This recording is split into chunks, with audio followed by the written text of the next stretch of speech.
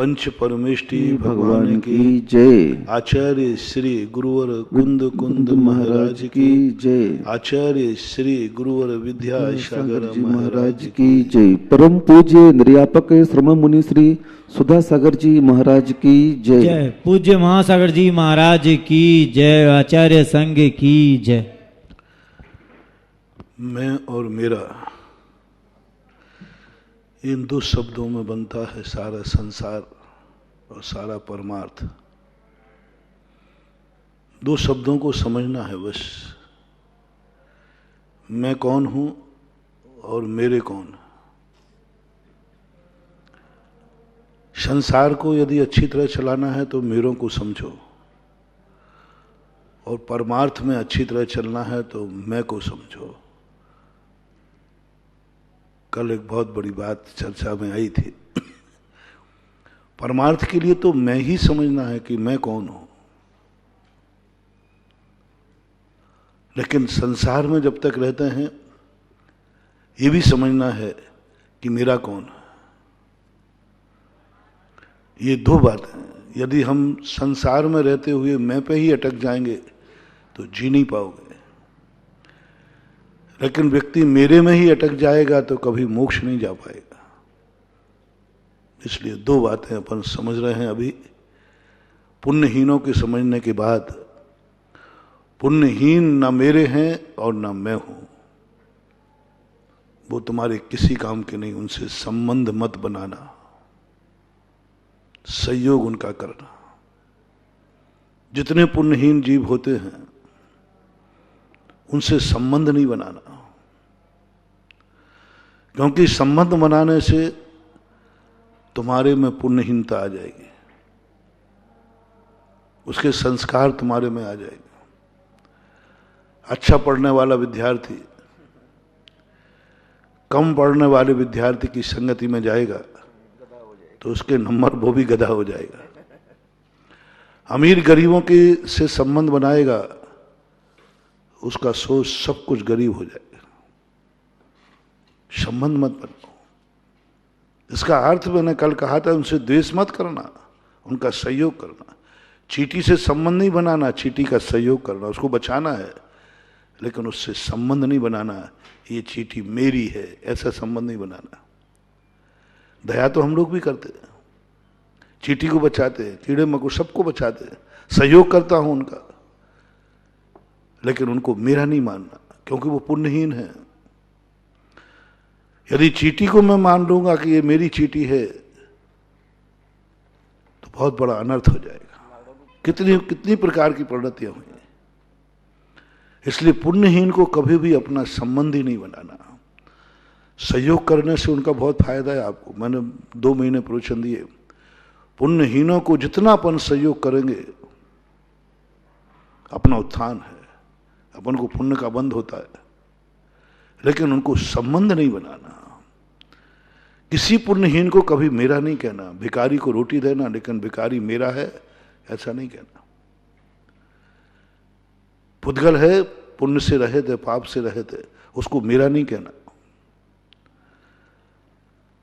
क्योंकि वो पुण्यहीन है। अज्ञानी हमें क्या देगा? साधु से कहा गया तुम श्रावकों के संबंध मत बनाना। किसी भी शास्त्र में नहीं आया कि साधु को ये कहा हो ये मेरा श्रावक है। हम तो कई बार मेरे भक्त बोल देते हैं, जिनवाणी की आज्ञा नहीं है। क्यों? वो पुण्यहीन है। बल्कि लौकिक जन संपर्क का निषेध किया। तुम पुण्यहीन को, श्रावक को कहा है तुम कहो मेरा गुरु है।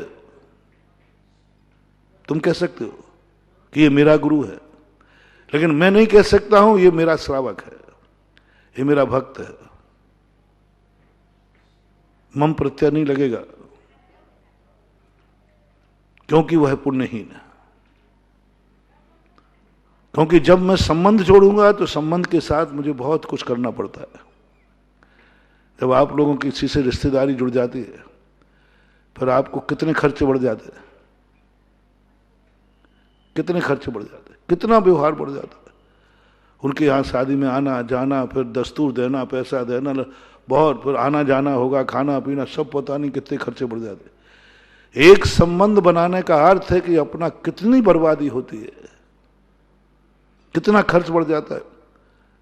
यदि वो घर आ गए तुम्हारे मेहमान, तो अब बाहर नहीं जा सकते, उनके साथ रहो, उनकी आवभगत करो, मेहमान है साहब, मेरा मेहमान है, ब्याही जी है, कितना बढ़ जाता है। इसलिए साधु से कहा तुम मेरा मत बनाना, किसी श्रावक को मेरा मत बनाना। मेरा श्रावक कहते ही तुम्हारी जिम्मेवारी बढ़ जाएगी, तुम्हारे खर्चे बढ़ जाएंगे, तुम्हारे लिए वो कभी भी तुमसे कुछ भी कर सकता है। यदि तुमने गड़बड़ किया तो बुराई हो जाएगी। जैसे तुम्हारे घर में कोई ब्याही जी आ जाए और तुम उसी समय दरवाजे पे आए और तुम मंदिर जा रहे हो और उनको पूछे बिना तुम मंदिर आ गए, कुछ भी नहीं पूछा, वो बुराई मान जाएगा।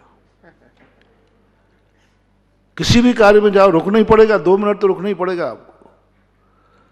ऐसे ही साधु तुम्हें श्रावक मान ले कि ये मेरे श्रावक हैं, हमें रुकना पड़ेगा, हमें अपना नुकसान करना पड़ेगा, नहीं तो बुराई हो जाएगी, झगड़ा टंटा हो जाएगा। उन्होंने कहा तुम मेरा मत मानो, मात श्रावक मानेगा मेरा। क्योंकि साधु के लिए तुम्हारा समय नुकसान होगा तो फायदे में है। साधु के लिए यदि आपको कोई कार्य छोड़ना पड़ा, महाराज आ गए इसलिए आप कहीं बाहर जा रहे थे नहीं जा पाए, महाराज आ गए उसी समय आप बाजार जा रहे थे नहीं जा पाए, तो इससे घाटा हुआ कि फायदा? फायदा ही हुआ, फायदा ही हुआ। क्योंकि तुम जिन कार्यों के लिए जा रहे थे वो पुण्य के कार्य नहीं थे, लेकिन जिस कार्य में तुम महाराज के कारण रोका है, फायदा ही फायदा है। बाहर वाले हों तो असर नहीं आए। बीमारी यही तो सबसे बड़ी छुआछूत की बीमारी है। पता ही नहीं चलता, कौन अपना मान के छूता है व्यक्ति। घर में एक व्यक्ति को आता है, सारे घर को चपेट में आ जाता है। ऐसे स्टूलों से आता है वो। तुम कहते हो कि महाराज जी हम तो कहीं नहीं गए, बिल्कुल कहीं नहीं गए, पंडाल में भी गए थे तो दूर बैठे रहे, वहाँ स्टूल उठाया था कि नहीं उठाया था? इस स्टूल पे पहले कोई बैठ के गया था, लो साहब चिपक गया। एक बड़े आदमी को भी कोरोना हुआ, बोले महाराज जी मैं बिल्कुल पैक गाड़ी में जाता था घर से और सीधा ऑफिस के दरवाजे उतरता था, पर मुझे कोरोना हो गया। मैंने कहा जिस ऑफिस में जाके जिस कुर्सी पे बैठते थे वो साफ कौन करता था? बोले चौकीदार। और टेबल पर टेबल क्लॉथ कौन रखता था? चौकीदार। फाइलों को साफ कौन किया? चौकीदार ने। जिस पेन से दस्तखत किए वो पेन किसने छुआ? बोले चौकीदार ने। मैंने कहा बस वहीं से कोरोना आया है। यानी एक बल्ली को भी छूना अपराध है। हमने तो कुछ नहीं किया, मात बल्ली पकड़ी थी, पर बल्ली इसके पहले कौन पकड़ गया? यही विवेक तो सबसे बड़ी रखना है। यही हमें सोचना है कि संबंध किससे बनाना है। कोरोना कह रहा है सहयोग करो, संबंध नहीं। एक दूसरे का सहयोग करो, संबंध नहीं। चलते फिरते गार्डनों में उठ करके कुर्सी उठा के बैठ जाओ, स्टूल उठा के बैठ जाओ, नहीं नहीं बने तो लेट जाओ, लेकिन कुर्सी पर मत बैठो, क्योंकि उस पर कोई बैठ चुका है पहले। और बैठते ही उस कुर्सी के अंदर सारे जिम्स आ गए। अभी तो ठीक थी, तुमने 16 का स्टूल उठाया, क्योंकि इस तरफ 16 वाला स्टूल है। लेकिन काश उधर का स्टूल इधर आ जाए तो हमारा तो सारा कबाड़ा हो जाएगा। ये 8 महीने की सारी मेहनत तुम एक दिन में खत्म करके चले जाओगे। 8 महीने की मेहनत है, जो एक स्टूल मात्र इधर आ जाएगा। अभी तो इधर का गया है, अब वो इधर भी आ सकता है। बहुत सावधानी की। इस संसार में ऐसा ही है बंधु, सारा संसार छुआछूत की बीमारी है। और वे छुआछूत हमारी जिंदगी में इस ढंग से प्रवेश करता है जिसका हमें पता ही नहीं चलता। हम तो समझ रहे मैंने अच्छा ही किया है, मैंने किया क्या, एक कुर्सी उठाई थी बस, और क्या, कुर्सी पे बैठा था। लेकिन तुमने कुर्सी नहीं उठाई है, तुमने अपने आप में स्वयं को और दूसरों को विपत्ति में डाल दिया है। साधु से यही पुण्यहीन पने, अभी इस समय पुण्यहीन पना चल रहा है। सारे जगत का पुण्यहीन चल रहा है। और पुण्यहीन में संबंध बनाना सबका पुण्यहीन चल रहा है, ऑल वर्ल्ड। किसी का भी पुण्यवानी नहीं है अभी इस समय। कोई भी देश विदेश ऐसा एक भी विश्व के अंदर मैंने पूछा, कोई एक आध देश कोई बचा है जहां कोरोना नहीं हो?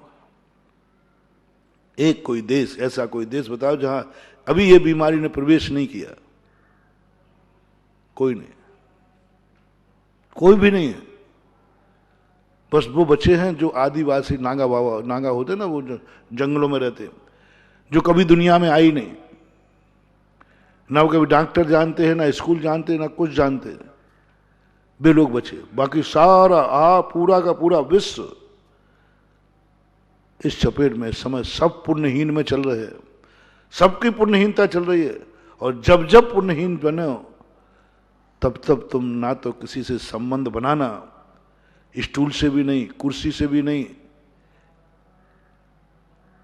जिस चाहे वस्तु को छूने की आदत है नहीं, सैनिटाइज करो उसको पहले, उसका सहयोग लो, संबंध मत बनाओ। और संबंध बनाने के लिए एक व्यवस्था तो बनाना पड़ेगी। तो जो अपन चर्चा कर रहे हैं कि संबंध बनाना है अपनी बराबरी वाले से, क्योंकि हम बीच में बैठे हुए हैं, आगे पुण्यवान है, पीछे पुण्यहीन है, बीच में अपन है। संबंध के बिना संसार चलेगा नहीं। जैनाचरण का तुम्हें बना सकते हो संबंध, लेकिन पर से संबंध बनाना, पर तो पर ही होगा। पर वस्तु से जब भी संस्कार संबंध बनाओगे तुम्हारा स्वयं का स्वरूप बिगड़ेगा, स्वभावशील स्वभाव नष्ट होगा। अब कितने प्रकार के पर होते हैं? देवसेनाचार्य आलाप पद्धति के अंदर पर की व्याख्या करते हैं। कितने प्रकार के पर। पहला तो उन परों को छोड़ो जो पर ही हैं, वस्तुतः पर है। कौन है ऐसे पर? उन्होंने नयों का व्याख्यान दिया व्यवहार नय निश्चय नय। व्यवहार में भी दो भेद किए, सद्भूत असद्भूत। असद्भूत के भी दो भेद किए, उपचरित और अनुपचरित। अब यहां से देखो, पहला सबसे पहले हमें क्या त्यागना है? पर के आलम्बन, पर की तरफ मत देखो, पर के आलम्बन जितना छोड़ो। सबसे पहला कौन सा पर छोड़े, किस नए का विषय बनाए? उन्होंने कहा तुम मैं और मेरा उपचरित असद्भूत व्यवहार नए तक तुम मेरा बना सकते हो। उपचरित असद्भूत व्यवहार नए किसे कहते हैं? जो वस्तुएं पर रूप है, पर हैं, लेकिन वो मेरे किसी काम की है। कोई भी वस्तु है, इतनी पौद्गलिक वस्तुएं स्पष्ट पर दिख रही है, मेरे काम की हैं, मेरे निमित्त बन सकते हैं, निमित्त बन सकते हैं उपचार से। अब जो जो हमारे लिए निमित्त बनते हैं हमारे उत्थान के विकास के लिए, उसे उपचरित असद्भूत नय से मेरा है कह सकते हैं।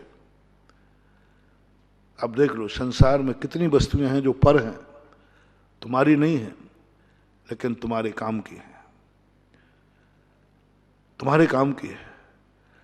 कुम्हार घड़ा बनाता है परंपरा से कारण हो, उपचरित का परंपरा। गधा भी उपचरित नय की अपेक्षा से कुम्हार कहता है ये गधा मेरा है। बोले तुम्हारा गधा है?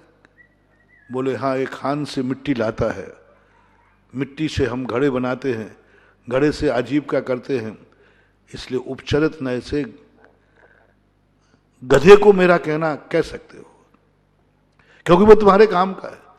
ऐसी कितनी वस्तुएं हैं जो तुम्हारे साक्षात कारण नहीं, परंपरा से कारण है। ये खेत मेरा है, उपचरित असद्भूत नय से कह सकते आप। खेत नहीं खाते हो, खेत काम नहीं आता है, परंपरा से खेत मेरे कारण है कि खेत में गेहूं बोते हैं, गेहूं हमारे पास आता है, हम रोटी बनाते हैं, रोटी खाते हैं, हम जिंदा रहते हैं। खेत परंपरा से कारण है, कुआं परंपरा से कारण है, गाड़ियां घोड़े आदि ये सब मेरे हैं, परंपरा से कारण है। जितनी जितनी वस्तुएं परंपरा से कारण, कारण के कारण को उपचरित असद्भूत व्यवहार नहीं कहते। यदि कारण का कार्य नहीं होगा तो कारण भी नहीं होगा। स्टेशन का रास्ता पूछना उपचरित असद्भूत ने, शिखर जी का नहीं। स्टेशन तक, स्टेशन जाना मेरा मतलब नहीं है, लेकिन स्टेशन बीच में आएगी। हम घर से निकलते पूछा, अब स्टेशन से हमें कोई मतलब नहीं, स्टेशन पे रहना नहीं है, तो ये वाक असद्भूत उपचरित नय का विषय बनेगा, क्योंकि वो स्टेशन परंपरा से कारण है। उन तक को यदि आप मेरा कहते हो तो एक उपचरित असद्भूत नय की अपेक्षा से तुम मिथ्या दृष्टि नहीं हो, अज्ञानी नहीं हो। लेकिन ऐसी वस्तुएं जो तुम्हारे किसी काम की नहीं है, बल्कि बाधक और है, काम को बिगाड़ने वाले हैं, जीवन का नाश करने वाले हैं, उनको कहते हो कि ये मेरा है, तो तुम्हारा सर्वनाश है।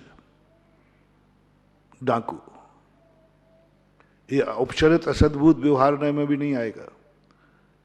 पापी, बुरी दृष्टि वाला, पर वस्तु को अपना मान रहा है, कमाई उसकी है, धन उसका है, और कहता है ये धन मान लो मेरा है, मुझे चाहिए। तो आगम कहता है उपचरित असद्भूत नय तक तो मैं तुम्हें माफ करूंगा, लेकिन वो तुम्हारा है ही नहीं, वो देना भी नहीं चाहता, हम लूटेंगे। बस ये कहते हैं कि अनंत संसारी मिथ्या दृष्टि। कितनी परवस्तुएं हैं जो हमारे किसी काम में नहीं है, बल्कि बाधक और बनेंगे, जिंदगी का सुख और छीन लेंगे। हम डाका डालने का भाव करेंगे, जो है वो भी चला जाएगा, पकड़े जाओगे, जेल में सड़ोगे। तो जैनागम ने जो सप्त विष्णु की चर्चा की, गृहीत मिथ्यात की चर्चा की, ये नयों से बाहर था। और नयों से बाहर वस्तु, अब उन वस्तुओं की लिस्ट बनाओ जिन जिन वस्तुओं को तुम पाने का भाव करते हो, तो जो है वो भी चला जाएगा,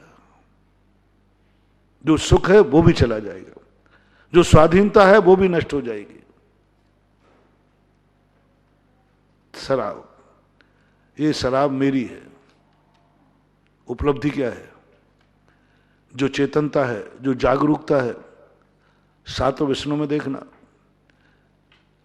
मध्य, मैं शराब मेरी है, मैं शराब पीऊंगा, शराब मेरे काम की है, शराब की तरफ तुम्हारी नीयत खराब हो गई। किस नए में लूं इसको? क्योंकि सारे नए उपकारी हैं, सारे नए तुम्हारे लिए विकास करते हैं, कारण में कार्य का उपचार का कारण के कारण है। शराब तुम्हारे लिए कौश अपेक्षा से उपकारी है। किस अपेक्षा से? सब तरफ से। शराब पीते ही जो तुम्हारी चेतनता है वो और खत्म हो जाएगी, विक्षिप्तता आ जाएगी, शरीर कमजोर होगा, वचन लड़खड़ाएगा, मन विक्षिप्त हो जाएगा। और तुमने शराब को कह दिया ये मेरी है, विक्षिप्तता आ जाएगी उससे। जो होश था, जो तुम्हारा सुख था, अभी कम से कम घर के टूटे हुए फर्श पर बैठे थे, झोपड़ी में थे, फुटपाथ पे थे, लेकिन शराब को तुमने मेरा माना, नाली में पड़े मिले। तो जैनागम कहता है इन ग्रस्तों को सबको शिक्षा दो दुनिया को कि उपचरित नय तक की जो वस्तुएं हैं, वे वस्तुओं तक तुम मेरा कह सकते हो और उनके साथ तुम संबंध भी जोड़ सकते हो उपचरित असद्भूत नय से। जैसे अभी मैंने कहा, किस काम में थोड़ा सा भी कोई फायदा है, थोड़ा सा भी विकास है, क्या कहीं से तुम्हारी प्रशंसा मिलेगी? कहीं से? आत्मा से प्रशंसा, परिवार से प्रशंसा, गुरु से प्रशंसा, बेटों से प्रशंसा। शराब पीने वाले की कौन प्रशंसा करता है? तुम्हारे हितैषी जन, गुरुजन नहीं। तुम्हारी जिंदगी खुद पूछ लो, शराब से जिंदगी बनी है या मिटी है? शराब से ताकत आती है या जाती है? हर शराबी के कुछ दिन बाद पैर कांपने लग जाते हैं। ये असद्भूत उपचरित असद्भुत व्यवहार नयका से बाहर का विषय है, नयातीत विषय हो गया, पापी हो गए तुम। इसी प्रकार तुमने चोरी करने का भाव किया, जो है वो भी चला जाएगा। तुम परिवार को सुख देने के लिए चोरी की थी, पकड़े गए, जेल में पड़ोगे, परिवार को सुख नहीं दुखी करके जाओगे। इसी प्रकार सारे इंद्रियों के विषय सात विष्णु में लगा लेना, पर वस्तु से तुम्हें लाभ क्या है? इज्जत बनेगी कि बिगड़ेगी? मस्तक ऊंचा उठेगा कि गिरेगा? कुछ अपने आप में महसूस करोगे? नहीं, सब कुछ बर्बाद हो जाएगा। इसलिए जिन जिन वस्तुओं से तुम्हें संबंध बनाना है, पहले एक ही बात देखना है, ये वस्तु क्या तुम्हारे कारण में कारण है? दूर दूर तक तो मैंने तो गधा भी कह दिया ना, गधा से भी संबंध बना सकते हो, क्योंकि वो मिट्टी लाता है पीठ पे लाद करके। लेकिन उनसे संबंध मत बनाओ जो तुम्हारे लिए किसी काम के नहीं। मिथ्यात्व के संबंध में कहा, कुगुरु कुदेव कुशास्त्र तुम्हारा नाश करने वाले हैं। किस अपेक्षा से कुगुरु को कह रहे हो, कुदेव को कह रहे हो ये मेरा है? जानते हुए तुम जानते हो कि ये कुदेव है। जैनियों से कह रहा हूं, जैनी जानता है कि वीतरागी भगवान 18 दोषों से रहित है, जिनेन्द्र देव है। उसके बावजूद भी तुम खोटे देव के पास जा रहे हो। कौन से नए की अपेक्षा से? ये मेरे कुल देवता है, ये मेरा चबूतरा है, ये मेरा पेड़ है। कौन से देवता, कौन से नए में लूं इसको? उपचरित असद्भुत व्यवहार नए में नहीं, उपकारी नहीं है, विनाशक है। तुम्हें लग रहा है कि हमें उपकारी है। जब जब जैनी खोटे देव के पास जाता है, खोटी मान्यता में जाता है, दुनिया भर के स्थानों भटकता है, उसका विनाश निश्चित है।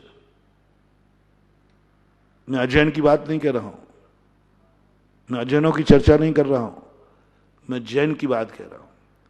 खास तौर से नए जैनियों के हैं, जैनियों पर लागू होते हैं। जैनी जब जब खोटे देव के पास जाएगा, उसके सम्यक दर्शन का नाश होगा। और जिस जिस वस्तु से, जिस जिस क्रिया से मेरा नाश होता है, वह नयातीत संबंध कहलाता है। और नयातीत जितने संबंध हैं, ये सब मिथ्यात्व के कारण हैं। सब मिथ्या, जितने भी संबंध नयातीत होंगे, जो नए के अंतर्गत नहीं आएंगे। और नयों की परिभाषा मैंने पहले बता दी। नए वो महत्वपूर्ण कड़ी है जो हर वस्तु को उपकारी से तुम्हारा संबंध जोड़ता है। जैनागम कितना महान है, कितना महान है। ये खेत मेरा है, उपचरित असद्भुत नए का, हाँ कह सकते हो तो मेरा है। अब खेत तो मिट्टी का है, जमीन में है, लेकिन कहां भी मेरा शब्द लगवा दिया खेत में, क्योंकि तुम्हारे लिए वो उपकारी है। कारण नहीं है, कारण का कारण है। लेकिन कुदेव तुम्हारे लिए कैसे, किस कारण है, क्या लाभ है? एक जैन, एक सम्यक दृष्टि को कुदेवों से क्या लाभ है? कोई लाभ नहीं, नाश ही नाश है। फिर भी तुम भय से, लोभ से, मोह से कुदेवों का संबंध जोड़ रहे हो। ये नयातीत संबंध है बंधु, नयातीत संबंध मत जोड़ना। और नयातीत वे सारी वस्तुएं समझना जो मेरे काम की नहीं, और मैंने संबंध जोड़ा तो जो है वो भी नाश हो जाएगा।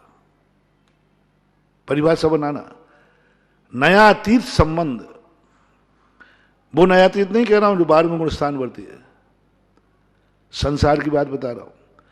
संसार में व्यक्ति को एक बात ध्यान रखना है, हम उन वस्तुओं से संबंध नहीं जोड़ेंगे जो हमारे किसी काम की नहीं है, ना थी, ना है और ना रहेंगी, बल्कि संबंध जोड़ने से हमारा जो है वो भी नाश को प्राप्त हो सकता है। उन वस्तुओं को कभी मेरा नहीं कहना। जैसे मैं कह रहा हूं, सबसे पहले गृहीत मिथ्यात्व छोड़ो, क्योंकि उपचरित असद्भुत व्यवहार ने का भी विषय नहीं बन रहा है कुदेव। कहीं से भी कारण नहीं, डरो मत, भय मत खाओ, मैं संबंध नहीं जोड़ूंगा इससे, क्योंकि ये कुदेव है। मैंने स्पष्ट जान लिया, देव वही है जो 18 दोषों से रहित है। देव वही है जो अनंत चतुष्टय से सहित है। देव वही है जिसने राग द्वेष कामादि जीते सब जग जान लिया। देव वही है, दूसरा देव नहीं हो सकता। इसलिए देव को किस नए की अपेक्षा अपन कहेंगे अभी बताऊंगा बाद में। पहले तो अपन को नयातीत वस्तु, किनसे संबंध नहीं जोड़ना, इनसे तो संबंध जोड़ूंगा, संबंध बनेंगे इनसे। अनुपचरित सद्भूत नए के अंतर्गत जितनी वस्तुएं बाहर जाती हैं हम नहीं जोड़े। किसी अपेक्षा से कुदेव को मैं अपना नहीं कहूंगा। कुदेव मिलेगा। कई बार कुदेवों से आपको व्यवहार भी करना पड़ सकता है, व्यवहार भी करना पड़ सकता है। कुदेवों के लिए आपको चंदा चिट्ठा भी देना पड़ सकता है। शायद अनायतनों से भी आपके संबंध हो सकते हैं। कुदेव को मानने वाला भी आपका कोई हो सकता है। कोई बात नहीं, चिंता मत करना, उससे संबंध मत बनाना, संबंध मत बनाना। व्यवहार करना पड़ेगा, कर लेना, संबंध नहीं बनाना। कौन आ गए? ये अंदर वाले के बाहर वाले? वो कुर्सी छोड़ दो वहीं पे, छोड़ दो। ओ भाई कुर्सी छोड़ दो, वहीं छोड़ो। ओ वहां नहीं बैठना है। सुनाई नहीं पड़ रहा है उनको? वो कुर्सी को अलग करो यहां से, पहले उन्हीं को दे दो, आप कुर्सी ले जान दो। अंदर कैसे आ रहा है? तुम्हें विधान की छूट दे दी थोड़ी दर्शन करने की, तो तुम पूरे में चकड़दम मचाए हुए हो। वो कुर्सी दे जान दो उनको पहले यहां से। चौकीदार तुम मत उठाना, उन्हीं से उठवाओ। उन्हीं को बोलो बुलाओ वापस। 8 महीने में पहली बार अनुशासन नहीं था, पहली बार बोलना पड़ रहा मुझे। उस पर भी नहीं बैठना है, बैठ उठिए वहां से। बाहर करो सबको, नहीं बाहर बाहर जाओ सब लोग।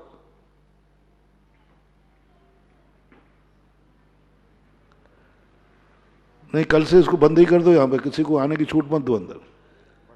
ये सब बिगाड़ देंगे। और अभी बहुत तेजी से बढ़ रहा है महानुभाव, शिथिलाचार मत लाओ। ये दिसंबर का महीना बहुत सावधानी से काटिए इसको, बहुत गड़बड़ स्थिति होने वाली है। और क्षेत्र वालों से मेरा कहना है कि दया मत करो किसी पर। हाँ, और जैसी बल्ली लगी थी वैसे ही बंद कराओ यहां पर। और कुर्सी को छूना मत, वहां सैनिटाइज करो उस कुर्सी को। विकास, उस कुर्सी को सैनिटाइज करो, बाद में छूना उसको। वो छू के गए इसको। संबंध मत बनाओ इनसे, वो पहले ही कह चुका मैं, किसी से संबंध मत बनाओ। ये अनुपचरित असद्भुत व्यवहार से बाहर है। जो विनाशकारी हैं, जो नुकसानदायक हैं, उनसे संबंध बनाना। हमारे यहां एक अभक्ष आया है। 22 अभक्षों की चर्चा करते करते एक अभक्ष और दिया उन्होंने, अनिष्टकारी। जो तुम्हारे लिए अनिष्ट है वो भी अभक्ष है। अभक्ष 2 प्रकार का हुआ। एक पर का घात करता है, वो भी अभक्ष है। पर जीवों का घात होता है, इसमें बहुत जीव मरते हैं। एक वो अभक्ष है जो स्वयं के प्राणों का घात करता है। हमारे तो हिंसा 2 प्रकार की है। हिंसा भी 2 प्रकार की, पर का घात करना हिंसा, स्वयं का घात करना हिंसा। अनिष्टकारी वस्तु का सेवन करना बराबर हिंसक है। एक व्यक्ति ने किसी जीव को मार दिया और एक व्यक्ति ने स्वयं को मार दिया, दोनों हिंसक। एक जीव ने दूसरे को बचा रहा है लेकिन स्वयं के प्राणों का घात कर रहा है, ऐसी वस्तु खा रहा है, तो बहुत अनिष्टकारी। अनिष्ट वस्तु भी नहीं खाना, अनिष्ट भी अभक्ष है। टाइफाइड वाले को रोटी अभक्ष है, अन्न अभक्ष है। अब अन्न तो भक्ष है, लेकिन टाइफाइड यदि निकला हुआ है तो वो अभक्ष है। यदि वो रोटी खाता है तो उसको अभक्ष खाने का पाप लगेगा, क्योंकि वो स्वयं घात कर रहा है। इस समय कोई व्यक्ति किसी से संबंध कर रहा है, वो हिंसक है। पर का भी घात करेगा और स्वयं का भी घात करेगा। दोनों प्रकार के पाप लगेंगे। आज संसार में जितने लोग पर को, कोई भी तुम छू रहे हो या वो तुम्हें छू रहा है, तुम्हें 2 पाप लग रहे हैं। पर की हत्या का पाप, पर को बीमार करने का पाप, और स्वयं को भी बीमार करने का पाप, स्वयं को प्राणों घटता है। ये कोरोना बीमारी जो है, ये बीमारी में जो एक दूसरे को छुएगा, जो एक दूसरे की वस्तु छुएगा, स्वघाती और परघाती दोनों पाप लगेंगे, दोनों पाप पक्का, आप बच नहीं सकते। दो पाप, कम से कम मछुआरा एक पाप करता है, मछली को मारता है, एक मछली को मारता है, पर को मारता है, स्वयं को बचाता है। लेकिन कोरोना में जो एक दूसरे को छू रहे हैं, ये तो परघाती और स्वघाती दोनों है, दोनों है। जो मास्क नहीं लगाते हैं और सफर करते हैं, वे स्वघाती और परघाती हैं। ऐसी धमकी नहीं दे रहा हूं, पूरे सिद्धांत से आप इसको तलिए। यदि आपका मास्क नहीं लगा है और आप यात्रा कर रहे हैं, बाजार में निकले हैं, तो आप स्वघाती और परघाती दोनों हैं। क्योंकि आपके मुख से निकला हुआ थूक गैस दूसरे का घात करेगी, और उसका तुम्हारे ऊपर आएगा तो स्वघात और परघात होगा। सारे भक्तों से मेरा कहना है, इतना बड़ा पाप मत करो। बिना मास्क लगाए घर से बाहर मत निकलो, जितनी देर तुम घर से बाहर हो, बल्कि घर में भी एक साथ बैठो तो मास्क लगा के बैठो, घर में भी। क्योंकि कोई कहीं से आया है, कोई कहीं से आया है। एक व्यक्ति को घर में हो जाता है, सबको कैसे हो जाता है? इसलिए हो रहा है, घर में कोई मास्क नहीं लगा रहे, अपन सब घर के ही तो हैं। बस यही खतरा है। यदि घर में भी मास्क लगाना शुरू कर दें और घर में भी नियम ले लें कि जब तक कोरोना रहेगा हम परिवार में एक दूसरे को टच नहीं करेंगे, एक दूसरे को छुएंगे नहीं, बच्चे को भी उठाना है, सैनिटाइज करो हाथ, उसको सावधानी से। अब वो मजबूरी है, लेकिन कम से कम परिवार में तो घर में बैठे हो, 4 लोग बैठे हो, मास्क लगा के बैठिए, नहीं तो आप परिवार घातक है और स्वयं का घात। घर से कदम बाहर रखते ही सबसे पहले मास्क, पानी का बोतल भूल जाना, खाने का डिब्बा भूल जाना, पहनने के कपड़े भूल जाना, लेकिन मास्क मत भूलना। कपड़े भूल जाओ तो भूल जाना, अंडरवियर भी भूल जाना, कम से कम मरोगे तो नहीं, यही तो कहेगा नंगा जा रहा है। लेकिन मास्क मत भूलना, क्योंकि मास्क नहीं लगाना, जितनी देर आप मास्क नहीं लगा रहे हैं उतनी देर आप स्वघात और परघात का पाप कर रहे हैं। आत्महत्या का दोष आपके खाते लिखा रहेगा कि आपने आत्महत्या करने का भाव किया था, आत्महत्या की थी। साहब मैंने कहा आत्महत्या की? बोले कोरोना के समय आपने मास्क नहीं लगाया था, ये आत्मघाती परिणाम था, आत्मघाती जस्ता बता रहा, आत्मघाती जस्ता था, ये आत्मघाती उपक्रम था। इसलिए आज सब लोगों को मैं संदेश देना चाहता हूं, मास्क लगाए बिना घर से बाहर निकलना आत्मघाती हो। और फिर कल के दिन कहो महाराज मेरे घाते में कालांतर में मैंने कब आत्महत्या की? तुमने कोरोना के समय बिना मास्क के बाहर निकले थे। दूसरी बात, दूसरे को टच मत करो, छुओ मत। जब तुम किसी को छू रहे हो उस समय तुम्हें परघात का और आत्मघात का दोष लग रहा है। एक हत्या कर रहे हो तुम, एक हत्या नहीं, कितनी हत्याएं कर रहे हो पर वस्तु को छू करके, पर व्यक्ति को छू करके। सामने वाला दूर नहीं रहेगा, तुम दूर रहो उससे। हर व्यक्ति ये ना सोचे महाराज सामने वाले को दूर रहना चाहिए, नहीं। 16 का जब कोई व्यक्ति पहने कपड़े पहनता है तो 16 वाला दूर भागता है कि 17 वाला भागता है? सावधानी कौन रखता है? 16 वाला। ऐसे ही आप लोगों को कोई तुम्हें टच करना चाहता है, तुम टच मत होने दो, क्योंकि तुम बाजार में घूम के आए हो। पर घर में भी कोई व्यक्ति आता है, बाजार से आते उसकी जो व्यवस्थाएं डॉक्टर बता रहे हैं, नहाओ, स्नान करो, वो कपड़े मत छुओ, अलग ढंग से उसकी भोजन व्यवस्था अलग करो, कागज के कपड़े में दो, थालियां मत दो, चाहे बेटे की थाली हो चाहे बाप की थाली हो, जो थाली एक ने छू ली दूसरा नहीं छुए। मंदिरों में व्यवस्था बनाओ। ये अभिषेक आत्मघाती और परघाती है। आत्मघाती यदि तुम अभिषेक करके आए हो और वहां पर मूर्ति को छू लिया, कलश को छू लिया, पूजा की थाली छू ली, तुम्हें पुण्य नहीं लगना है, तुम्हें आत्मघात और परघात का दोष लगना है। यानी मंदिर में अभिषेक का लोटा उठा के तुम छू के आए हो, तुम पर की हत्या करके आए हो, क्योंकि वो लोटा भी दूसरा व्यक्ति छुएगा और उसको कोरोना हो सकता है और मर सकता है। तो कारण कौन बना? आप बना। अभिषेक करो, अपना लोटा ले जाओ या गर्म पानी में डालो। जब तक उस लोटे की पूरी व्यवस्था नहीं करो, ठीक है, जल आपने डाल दिया, जो कलश आपने पकड़ा था उसको गर्म पानी में डालिए, अपने हाथ से मांझिए और उसको शुद्ध करके रखिए। एक कलश से 10-10 लोग कर रहे हैं, ये हाथ लगाने की परंपरा खत्म करो। जो अभिषेक में हाथ लगाते हैं सब मंदिरों में, जैनियों में सबसे ज्यादा, तुम हाथ नहीं लगा रहे हो, अपनी हत्या और दूसरे की हत्या का पाप कर रहे हो। ये बहुत बड़ा दोष है आपके जीवन में। कोई भी वस्तु मत छुओ, सीधी बात, छूना। आज का वाक्य याद रखना, यदि तुम किसी को छू रहे हो तो तुम आत्महत्या का पाप अपने खाते में, किस्मत में लिख रहे हो। और परघात तो है ही, परघात तो है ही। इसलिए अभी और थोड़े दिन और अब आपको ये भोगना तो पड़ेगा। अब आई है प्रकृति, पुण्यहीन आया है, पुण्यहीन पना आया है, तो क्या करोगे? कोई उपाय नहीं है। ये महामारी चौथे काल में भी आई है, चौथे काल में भी महामारी पड़ी है, चिंता मत करो। मथुरा के अंदर महामारी हुई थी, बहुत भयंकर महामारी।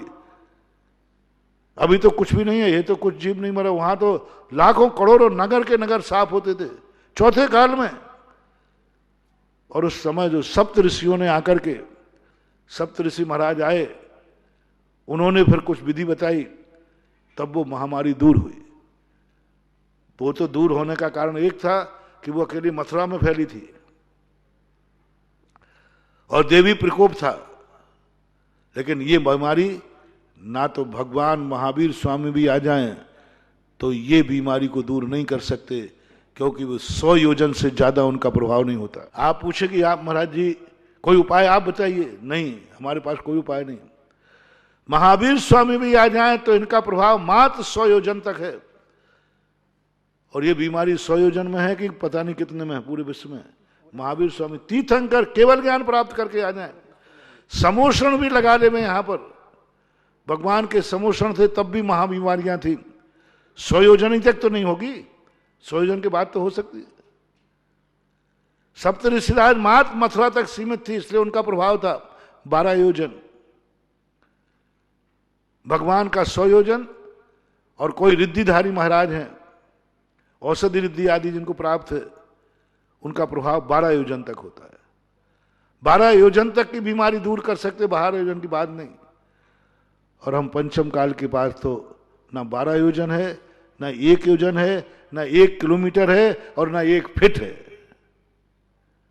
महाराज पंडाल में तो आपका प्रभाव रहेगा।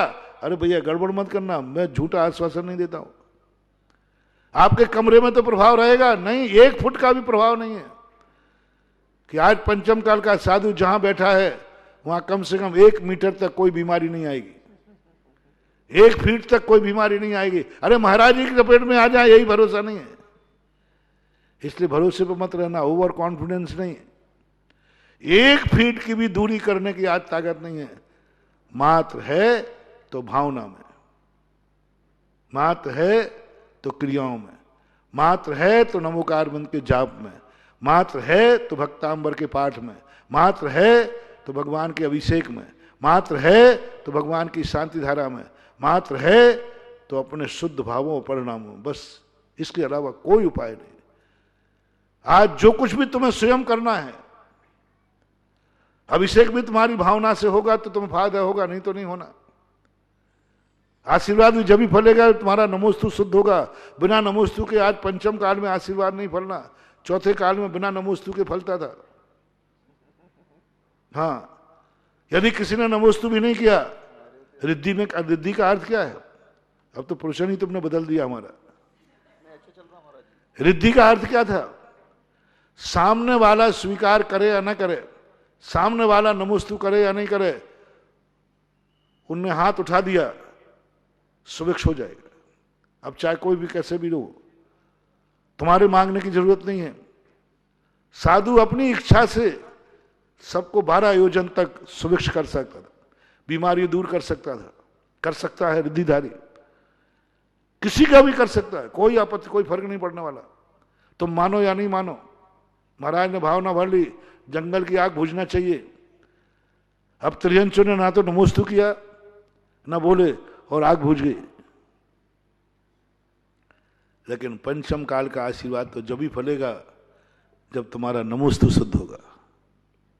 हम कितना भी उपवा प्रयास करें, लेकिन ये फलने वाला नहीं ज्यादा, भावनात्मक फल जाएगा और थोड़ा जितना फलेगा। बाकी तो आपका नमोस्तु जब होगा, जब तक आप खुद क्रिया नहीं करोगे, शांति धारा की भावना जब तक तुम्हारी खुद की श्रद्धा नहीं होगी, खुद की आस्था नहीं होगी। मेरी शांति धारा में कितनी शांति धारा करा दूं, कितनी शांति धारा करा दूं, लेकिन जब तक शांति धारा जिसके लिए की जा रही है उसकी श्रद्धा नहीं होगी, तब तक ये महाचमत्कार होने वाला नहीं। आपको खुद शामिल होना पड़ेगा। एक दिन मैंने कहा था, जितना विश्वास मेरा शांति धारा पर है, जितना विश्वास, इतना विश्वास यदि जो करा रहा है उसका भी हो जाए तो अलंग शक्तिर भवितव्य थे। मेरी भावना तो खूब है, मेरी तो गजब का सिद्धांत है, मेरा तो छायक सम्यक दर्शन है। आकाश के तारे जमीन पे आ सकते हैं, लेकिन कभी भी मेरा शांति धारा पर से विश्वास नहीं उठ सकता। सुई के छिद्र में से ऊंट निकल सकता है, लेकिन मेरा विश्वास जो जम चुका है, छायक सम्यक दर्शन जैसा विश्वास है, कितना भी कोई बुराई करे, कितने ही मन से, वचन से, काय से, मेरा तो इस शांति धारा पर, भगवान के गंधोदक पर अटूट अटूट विश्वास है। बस इतना। लेकिन फर्क क्या है, इतना विश्वास होकर, इतनी भावना से शांति धारा कराता हूं, तन्मय होकर के शांति धारा कराता हूं, मन भी तन भी सब उसी में लगाता हूं। एक ही बात, बस शांति धारा का ये चमत्कार, ये शक्ति सबको निरोग करे। बहुत भावना भाता हूं। उस समय मुझे कुछ भी नहीं दिखता, मात्र एक ही दिखते थे, क्षेमम सर्व प्रजाना, बस सबका क्षेम हो। कैसे करूं, क्या करूं, किस्मसा रहा हूं 5 महीने से भगवान से, कैसे क्या करूं, विश्व की ये महामारी को शांत कैसे करूं। खूब ताकत लगा रहा हूं, ध्यान कर रहा हूं, क्लेश भी कई बार हो जाता है, कैसे करूं, क्या करूं, लेकिन कोई उपाय नहीं। एक बार गायों को पकड़ा, छोटे छोटे बच्चों को, सीकर में था मैं, 400 गायों को कसाईयों के हाथ से छुड़ाया। उनको जब मैं देखने गया, मेरा हृदय कांप गया। छोटे छोटे बच्चे थे, बच्चे माँ बच्चे को चाट रही थी, दूध पिला रही थी। चलो, मैंने कहा कसाई इनको मार डालते। मेरे मन में स्वभाव आया, कैसे करूं, क्या करूं, इन कसाईयों से गायें कटना बंद करा दो। क्या करूं, बहुत क्या करूं, मैं सब कुछ करने को तैयार हूं। यहां तक भावावेश में आ गया, यदि ये सारे कसाई कहें कि महाराज आज के बाद कोई पशु नहीं काटा जाएगा, एक बार तुम्हारी गर्दन काट लेने दो, एक बार आपको काटूंगा, आप कट जाइए, इसके बदले में हम सारी गायों को बरी कर दूंगा। तो मैंने घोषणा की थी सीकर में, ये सुधा सागर तैयार है, यदि सारे कसाई गायों को काटना बंद करते हैं तो लो, मैं तैयार हूं, मैं प्रस्तुत हूं। ऊपर से नहीं कह रहा हूं, अंदर से कह रहा हूं। एक भाव आया था, यदि मेरे मरने से, मेरे कटने से कसाई सारे यदि गायों को छोड़ते हैं, बंद करते हैं, तो सस्ता सौदा है कि महंगा? मुझे तो बहुत सस्ता लग रहा है, बहुत सस्ता लग रहा है। क्या फर्क पड़ता है, क्या फर्क पड़ता है कल मरना कि आज मरना? साधु जा नहीं रहे क्या? जा रहे, बैठे बैठे चले जाते। कम से कम मेरे मरने पर इतनी गायें, इतने पशु बच जाएंगे, हम तो वैसे ही तर जाएंगे। लेकिन यदि आपके पास उपाय हो तो अभी भी तैयार हूं मैं। सारे बूचड़खानों से पूछ लो, कसाईयों से पूछ लो, नहीं हो सकता, नहीं हो सकता, फिर क्या फायदा है। ऐसे ही भावना भाता हूं, कैसे करूं, क्या करूं। जहां देखो मौत के समाचार आते, महाराज फलाना मर गया, फलाना मर गया।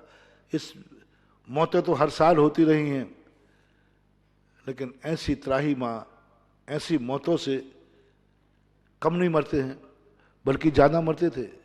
अभी कोरोना में कम लोग मर रहे हैं, पहले ज्यादा मरते थे, लेकिन गम नहीं होता था, कोई विकल्प नहीं आता था। लेकिन इसमें तो सुनते ही एकदम ये ऐसी बीमारी है, लेकिन मैं कुछ नहीं कर पा रहा हूं, मात भावना भा रहा हूं, लेकिन फिर भी शांति धारा का प्रभाव पड़ता है। पंचम काल के है ना, आप अपनी शक्ति और वेद दीजिए।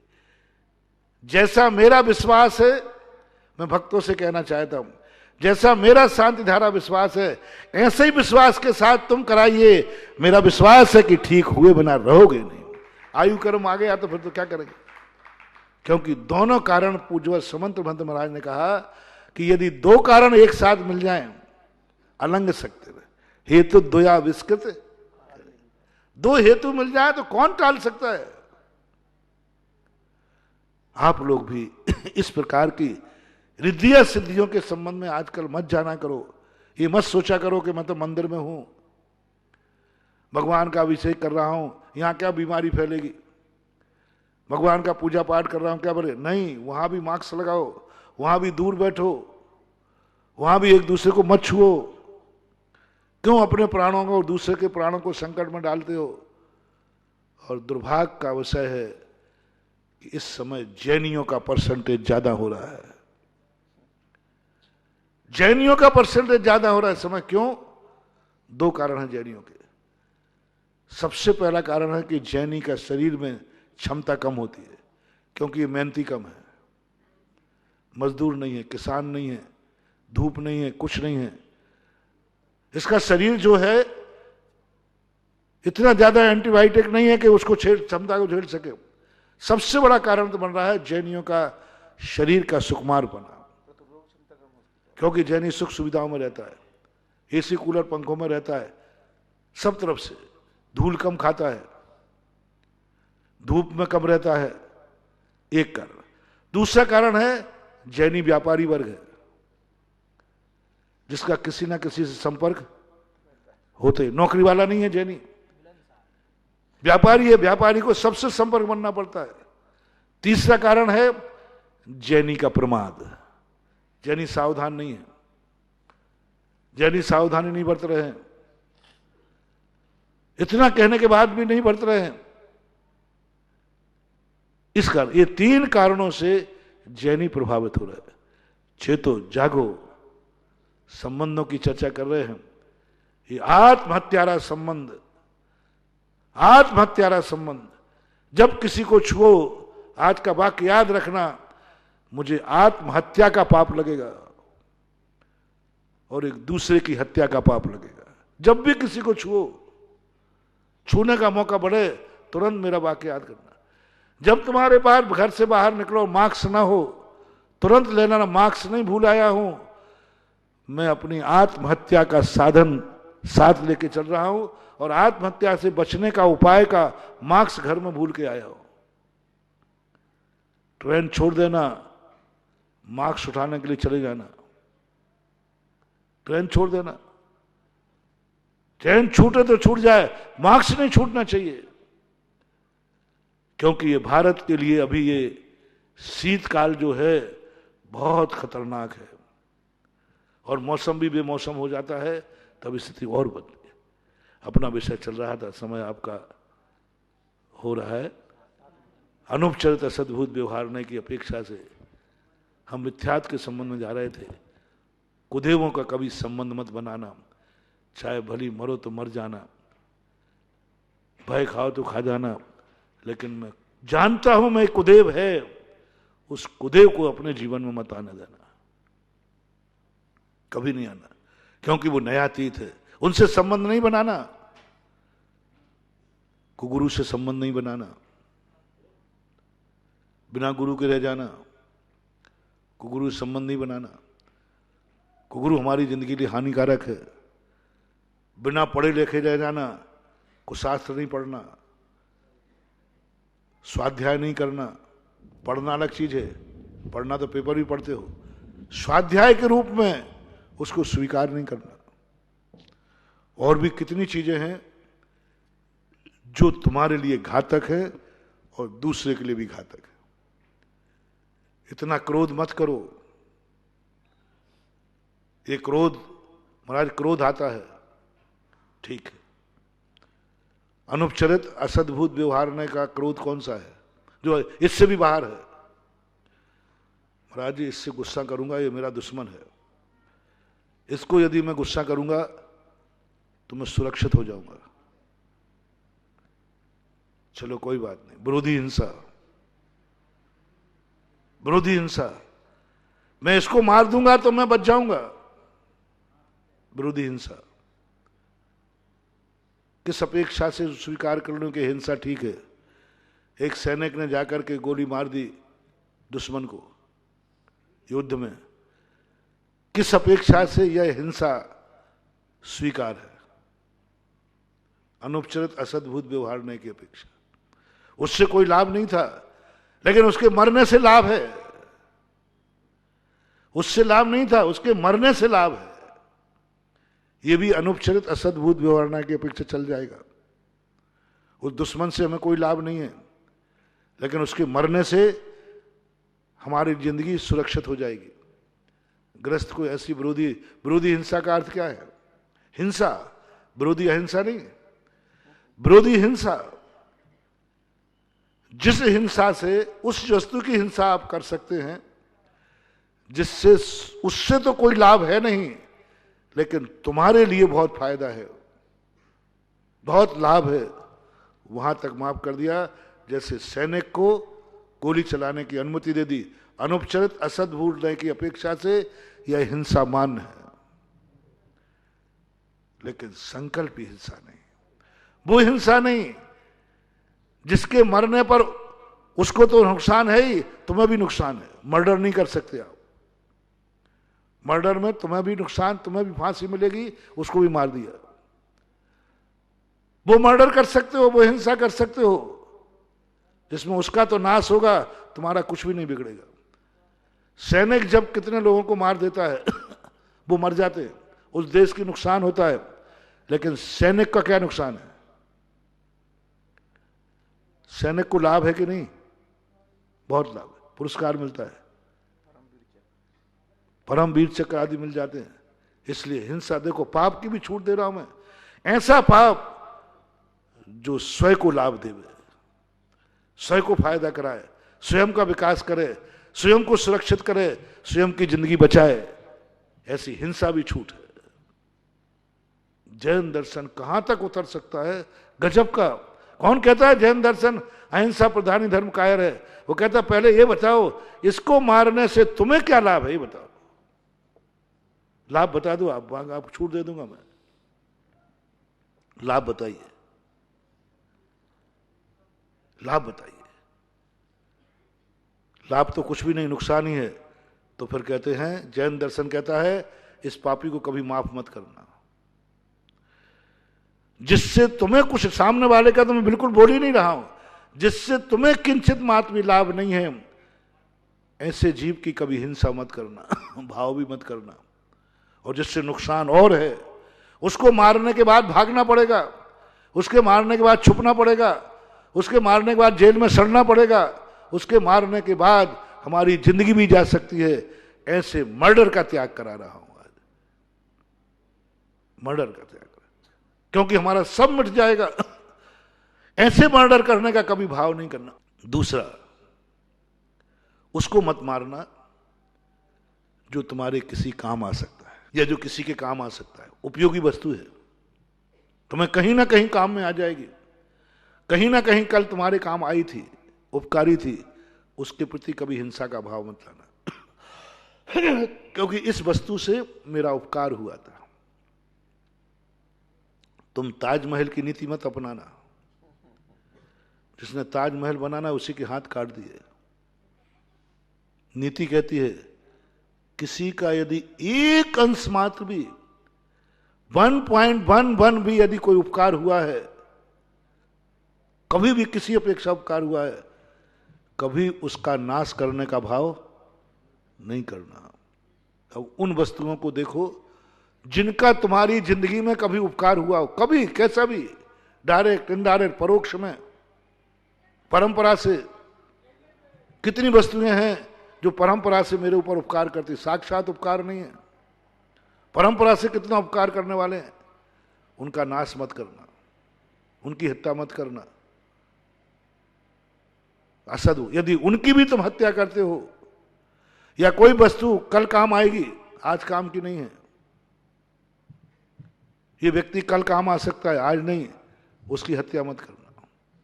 ऐसे झूठ, वह झूठ मत बोलना जिससे स्वयं की जीभ कट जाए। वह झूठ मत बोलना जिस झूठ में स्वयं का हित हो जाए। ऐसा झूठ मत बोलना। कम से कम यदि तुम धर्मात्मा हो, ज्ञानी हो, तो ऐसा झूठ बोल देना जिससे सामने वाले को लाभ हो। जैसे माँ बच्चे से झूठ बोलती है, माँ को लाभ ज्यादा है कि बच्चे को लाभ ज्यादा है? बाबा ले गया, बच्चे को ज्यादा लाभ है। तो ऐसा झूठ बोल सकते हो आप। ऐसा नहीं बोल सके तो आप ग्रस्त हो। कम से कम ऐसा झूठ मत बोलना जिससे स्वयं की भी नुकसान हो जाए, स्वयं को हानि हो जाए, स्वयं ही उसमें फंस जाओ। ऐसी झूठ, ऐसी मायाचारी नहीं करना। समय आपका हो गया। महावीर भगवान की। परम उपकारी निर्यापक क्षमण मुनि पुंगव श्री सुधासागर जी महाराज की जय।